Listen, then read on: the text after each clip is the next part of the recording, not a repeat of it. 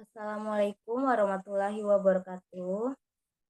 Yang terhormat Ibu Neza Agustianita, SPD MPD, sebagai dosen pengampu mata kuliah kewirausahaan.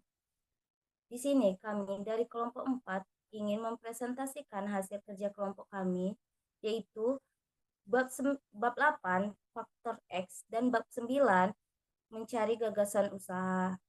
Sebelum memasuki materi, izinkan kami memperkenalkan anggota kelompok kami. Yang pertama yaitu moderator dan penyaji pertama yaitu Erna Heriati dengan NPM 64 dan penyaji kedua Saya Amela Destiana dengan NPM A1C022614. penyaji ketiga Saya Catherine Elsa Caroline dengan NPM 06.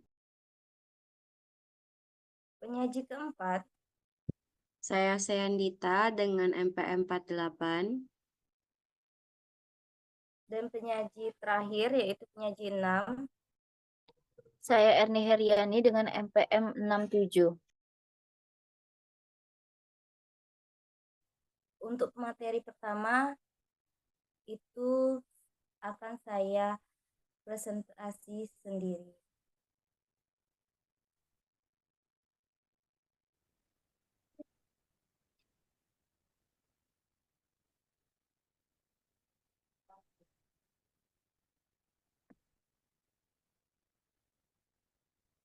Di sini saya akan menjelaskan bab 8 yaitu faktor X. Di sini ada pendahuluan yaitu bagaimana kita menjelaskan seorang gadis desa, anak seorang petani yang selepas sekolah bekerja sebagai seorang pelayan restoran di sebuah hotel di Bali dapat menjadi orang wirausaha yang terhormat di luar negeri. Bagi kebanyakan orang, hal ini adalah sebuah keniscayaan, namun kalau itu dijalani dengan tekun, maka akhirnya manusia menemukan juga pintu keluar. Awam sering menyebut keniscayaan ini sebagai faktor X yang seakan-akan datang begitu saja dari langit. Faktor X, Malcolm Gladwell 2008, yang meneliti tentang kesuksesan manusia menemukan karya-karya besar yang dilakukan manusia ternyata tidak ditentukan oleh tingginya skor IQ yang dimiliki manusia, latar belakang keluarga, tanggal lahir, darah biru, atau buku, melainkan oleh dedikasi suci dalam mencari pintu keluar dari berbagai labirin kesulitan. Dia menyebutkan dedikasi itu sebagai suatu kecerdasan praktis.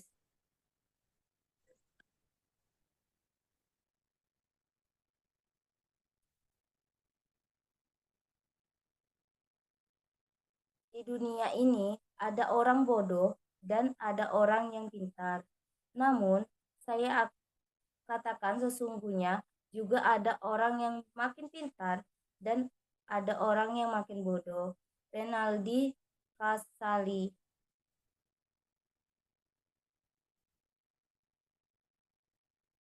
Definisi faktor X. Faktor X merupakan faktor yang melekat pada diri semua orang. Tak terwujud benda namun dapat dirasakan. Pada diri seseorang entrepreneur, faktor X sangat mempengaruhi geraknya dalam menjalankan usaha. Mencari pintu. Pencarian pintu dengan melawan rasa nyaman. Dalam berwirausaha, seorang pemula dapat diibaratkan sebagai seorang yang mencari pintu. Sukses yang dicapainya adalah sebuah keberhasilan menemukan pintu yang sesuai dengan minat dan masa depannya. Tapi untuk menentukan pintu itu harus mengetuk-ngetuk dan menemukannya. Ia melawan rasa nyaman sampai benar-benar mendapatkan jawaban yang setimpal.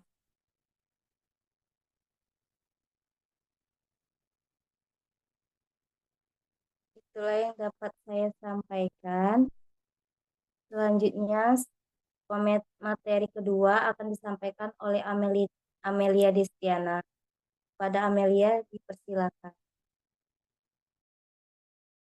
Baik, terima kasih kepada moderator. Ini akan saya lanjutkan. Boleh slide sebelumnya, operator.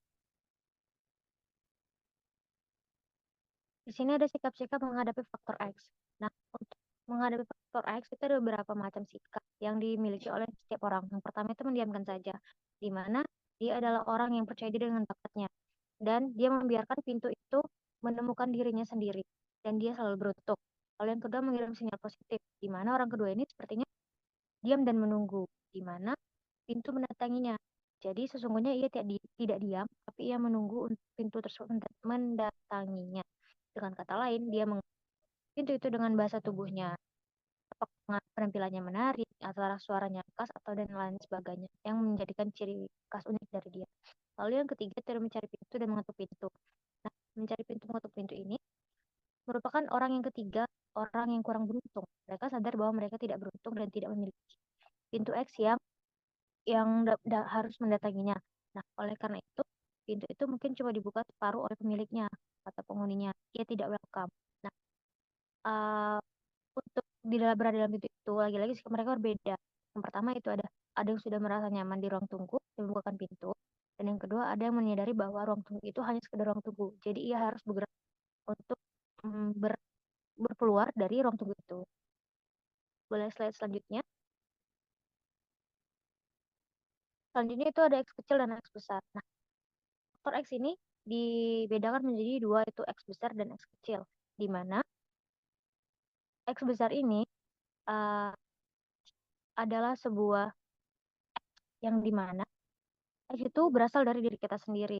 Nah, orang-orang tidak ingin merubah dan memiliki faktor itu adalah merupakan X kecilnya, yang berarti sebuah kenyamanan, dan itu adalah X kecil. Dia sudah nyaman dengan kondisinya sekarang dan tentu saja hidupnya tidak akan mengalami kemajuan.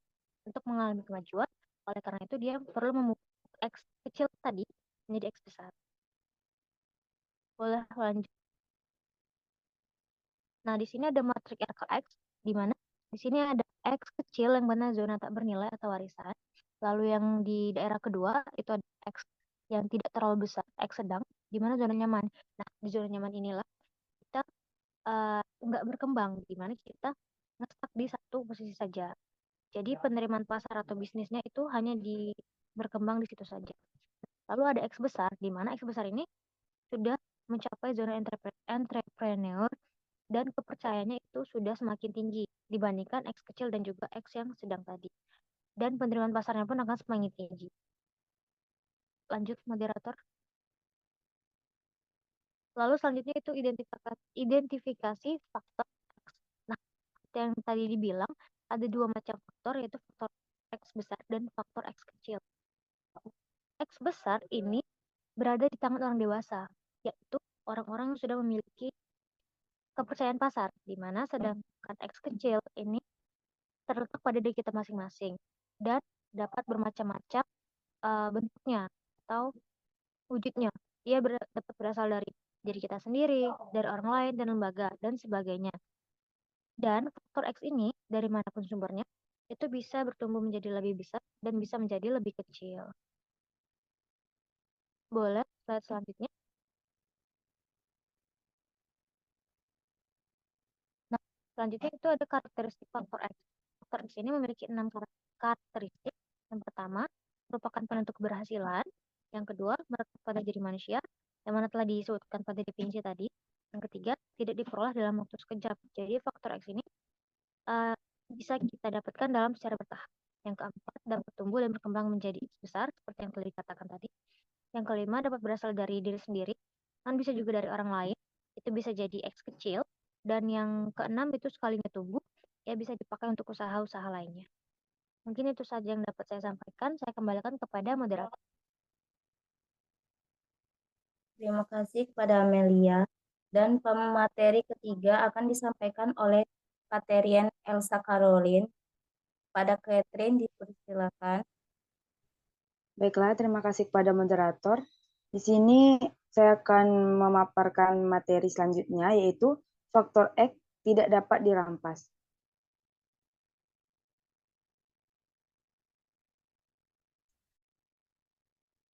Di sini ada menemukan dan menggali faktor X.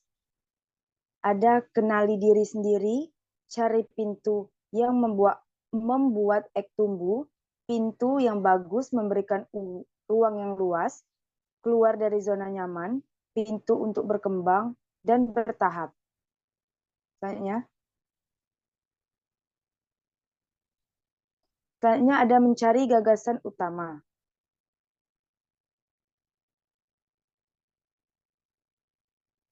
Kita masuk ke bab 9, yaitu mencari gagasan utama. Di sini ada pendahuluan. Memiliki produk yang menguntungkan sangat penting dalam kewirausahaan. Konsultan UKM di Amerika Serikat mengatakan bahwa kesuksesan tergantung pada menjalankan bisnis yang tepat di waktu yang tepat.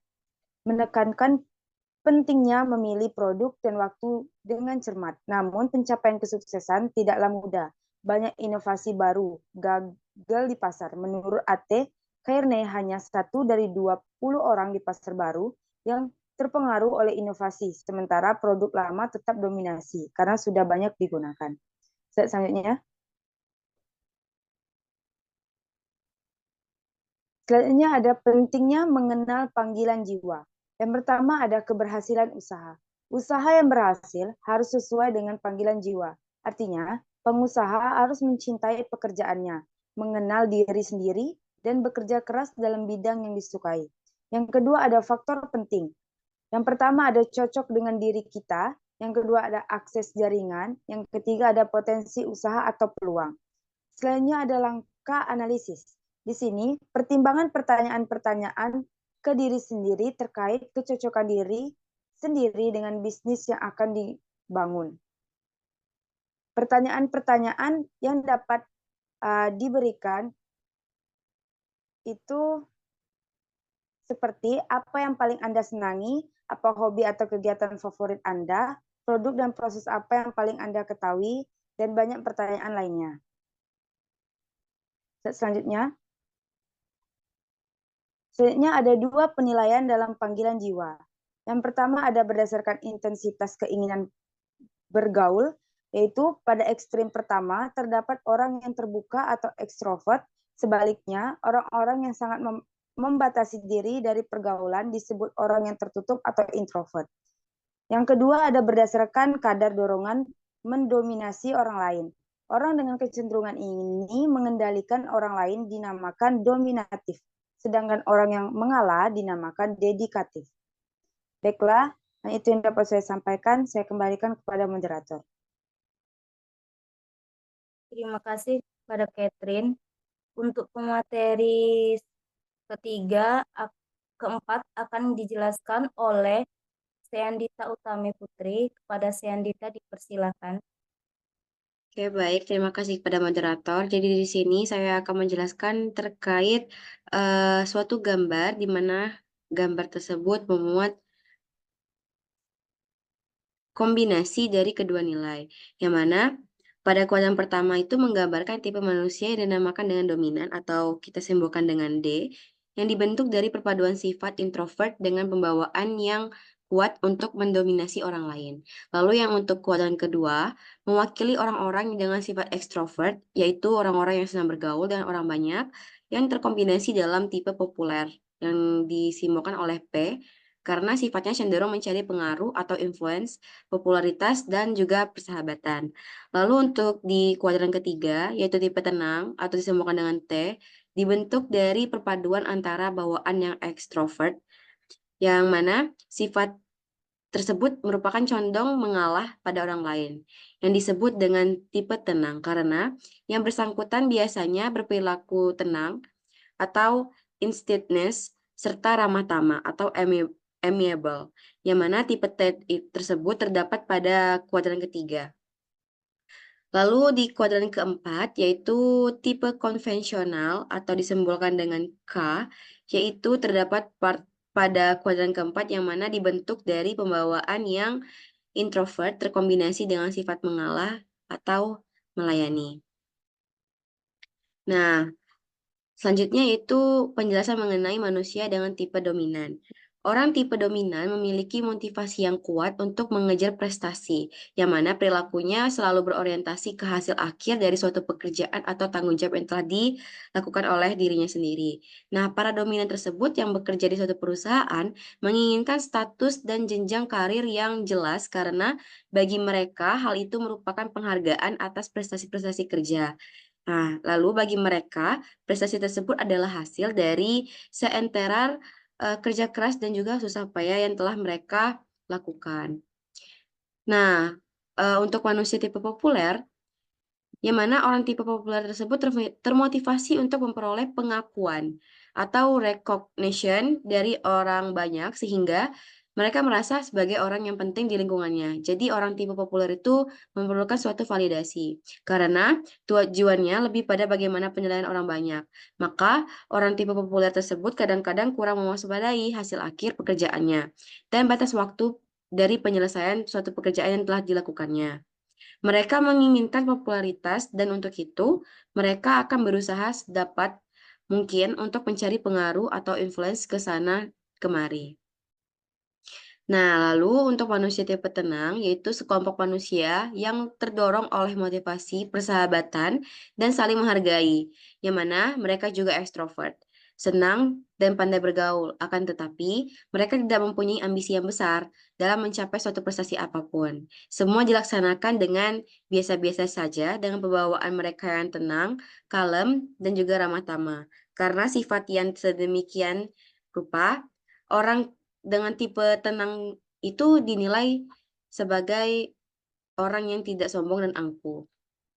Lalu, untuk manusia tipe konvensional, yaitu manusia yang biasanya bekerja dengan acuan ketelitian, hasil yang benar dan sempurna menurut kaidah-kaidah yang sudah baku. Mereka termasuk ke dalam introvert atau kurang peduli dengan lingkungan sosialnya, sehingga condong membatasi diri dalam berhubungan dengan manusia lain. Nah, selanjutnya yaitu ada bidang usaha kelompok kreatif. Nah, untuk mewujudkan usaha, selain memahami kepribadian seseorang, perlu mengecek keterampilan ilmu pengetahuan atau hobi yang khas karena hal-hal ini bisa menjadi modal berharga. Dengan memproduksi sesuatu, cocok untuk orang yang introvert sampai dengan dominan. Tetapi produk yang dibuat harus memiliki potensi pasar, baik itu sellable atau bisa dijual, atau marketable atau yang bisa dipasarkan. Nah, lalu beberapa bidang usaha yang potensial dalam sektor produksi adalah seperti makanan dan minuman, kerajinan, logam, pertanian, peternakan, hasil tambak, rajutan, bordir, renda, sablon, penerbitan, mainan anak-anak, kartu ucapan, karya intelektual, dan lain sebagainya.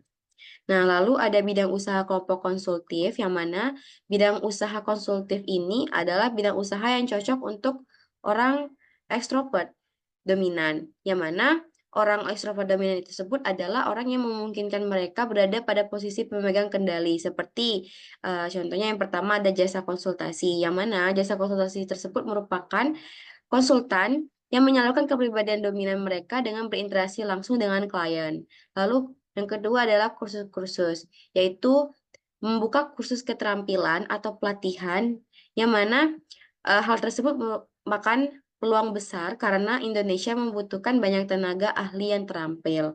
Lalu yang ketiga, pusat kebugaran dan pelatihan olahraga. Dengan adanya pusat kebugaran dan pelatihan olahraga, orang yang menguasai olahraga bisa membuka pusat kebugaran dan menjadi pelatih. Lalu yang keempat, bidang perdagangan, yang mana bidang ini mudah dimasuki dan ditinggalkan. Sifat alami ekstrovert yang pandai bergaul dan juga mempengaruhi orang lain sangat mendukung di dunia perdagangan. Mungkin itu saja yang dapat saya sampaikan.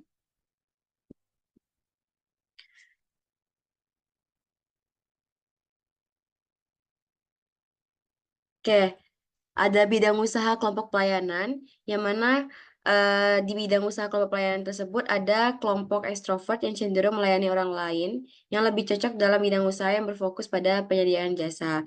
Nah, bidang-bidang usaha yang sesuai untuk mereka adalah seperti biro jasa, biro teknik, jasa pengetikan fotokopi dan penjilitan, sablon pesanan, perbengkelan, kontraktor, dan lain sebagainya. Lalu, yang terakhir yaitu bidang usaha kelompok analitis, yaitu di mana kelompok analitis sebenarnya kurang suka bertemu dengan banyak orang, atau dengan kata lain, kelompok analitis merupakan kelompok orang yang introvert, apalagi jika frekuensinya sangat sering. Oleh karena itu, mereka sebaiknya berusaha dalam bidang-bidang yang tidak mengharuskan mereka terlalu banyak bersosialisasi, tetapi cukup memberi mereka kesempatan berkonsentrasi penuh memecahkan masalah. Ingatlah bahwa orang-orang yang di dalam kelompok analitis adalah mereka yang seorang pemecah masalah atau problem solver. Mungkin itu saja yang dapat saya sampaikan. Saya kembalikan kepada moderator. Terima kasih, Dita. Untuk pemateri selanjutnya akan dijelaskan oleh Erni Heriani. Kepada Erni Heriani, persilakan. Baiklah, terima kasih pada moderator. Itu slide sebelumnya, Dit. Bidang-bidang usaha yang semacam.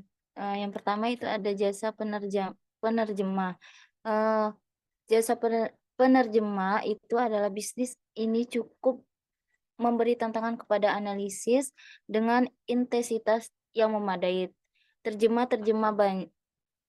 banyak diperlukan oleh intisitus yang mempunyai hubungan erat dengan dokumen-dokumen, data-data, dan aspek bisnis berlingkup internasional. Kalau kualitas pekerjaan mereka bagus dan mereka tekun membangun brand image, fee yang bisa diperoleh tergolong cukup besar sehingga tidak menimbulkan kekhawatiran dalam hal menanggulangi biaya-biaya internasional operasional usaha. Yang kedua ada jasa reparasi perangkat elektronik dan teknologi informasi. Dua bidang yang memberikan tantangan analitik yang besar adalah dunia elektronik serta teknologi informasi. Bagi wirausaha yang berkepribadian introvert dan dedikatif, menenggelamkan diri dalam keruwetan sistem yang canggih merupakan kebahagiaan tersendiri. Maka di bidang ini juga bisa dijadikan alternatif pemilik bidang usaha. Tentu saja dengan catatan bahwa teknologi yang diperlukan harus dikuasai. Selanjutnya ada yang ketiga adalah karya intelektual. Bidang ini adalah bidang yang sama dengan yang kita dapatkan pada kaum kreatif karena kedua kelompok ini mempunyai komponen pembawaan yang sama yaitu introvert. Slide selanjutnya. Yang keempat adalah perancang busana. Bidang ini merupakan tempat bagi mereka yang benar-benar ingin bersolo karir. Produk-produk yang dihasilkan biasanya tergantung dari kepiawaian pengusaha yang bersangkutan. Mereka yang berhasil biasanya selain menjadi mapan dalam hal ekonomi juga bisa membuat mereka menjadi orang terkenal. Yang kelima adalah pernatu atau laundry. Bidang usaha ini sangat menonjol bagi keperluan orang-orang di kawasan perkotaan. Berbagai perkembangan teknik dalam hal layanan penatu juga sudah semakin canggih sehingga perlu dicermati dan dipelajari. Yang terakhir yaitu ada jasa penjahit baik di kawasan perkotaan maupun di daerah-daerah pedesaan yang sudah cukup maju. Menjalankan usaha menjahit cukup menjadikan masa depan yang baik. Yang perlu dijaga adalah masalah ketepatan waktu serta mutu pekerjaan yang baik. Slide selanjutnya yaitu ada ide usaha dari imitasi. Banyak usaha yang sudah lama bertahan di pasar karena mampu beradaptasi dengan perubahan selera konsumen. Nah, namun ada juga yang gagal karena tidak mampu beradaptasi. Oleh karena itu, diperlukan ide-ide baru untuk mengembangkan usaha yang ada. Kreatif adaptor adalah pengusaha yang mampu meniru dan mengembangkan ide tanpa melanggar hukum atau melakukan pembajakan merek. Mereka mengamati kelemahan usaha lain dan memperbaiki dengan menggunakan merek mereka sendiri. slide selanjutnya yaitu hal-hal yang perlu kita lakukan. Yang pertama ada mempelajari industri yang sudah ada. Banyak lembaga yang menyediakan informasi dan kajian lengkap mengenai perusahaan, nama, alamat, tanggal berdiri, produk yang dihasilkan, jumlah tenaga kerja, dan sebagainya. Mudah diperoleh informasi, dapat kita analisis untuk mendapatkan. Yang pertama ada kebutuhan yang belum dipenuhi oleh industri lokal. Yang kedua adalah kebutuhan pasar tidak terpenuhi semua. Yang ketiga ada mensupport kebutuhan yang ada. Yang selanjutnya ada mengkaji input dan output industri. Data dan literatur tersebut juga dapat digunakan sebagai acuan untuk mengkaji output dan input industri yang sudah ada.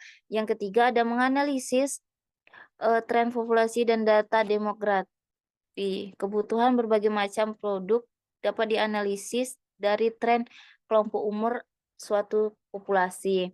Yang keempat yaitu mengkaji tren ekonomi. Perubahan situasi ekonomi dapat menyebabkan kekeliruan baru sehingga tersedia peluang bisnis yang lebih luas. Yang selanjutnya ada analisis terhadap perubahan sosial. Secara kontinu, setiap masyarakat akan mengalami perubahan sehingga menyebabkan terjadinya perubahan nilai-nilai sosial. Yang terakhir adalah menilai dampak peraturan baru. Suka atau tidak suka pemerintah akan memberlakukan aturan yang baru yang berhubungan dengan kegiatan bisnis. Itu saja yang dapat saya sampaikan. Saya kembalikan kepada moderator. Terima kasih kepada Erni. Itulah hasil diskusi yang dapat kami sampaikan. Apabila ada saran dan pertanyaan boleh dimasukkan di kolom komentar. Apabila kami ada salah kata atau perbuatan, kami minta maaf. Kami tutup. Wassalamualaikum warahmatullahi wabarakatuh.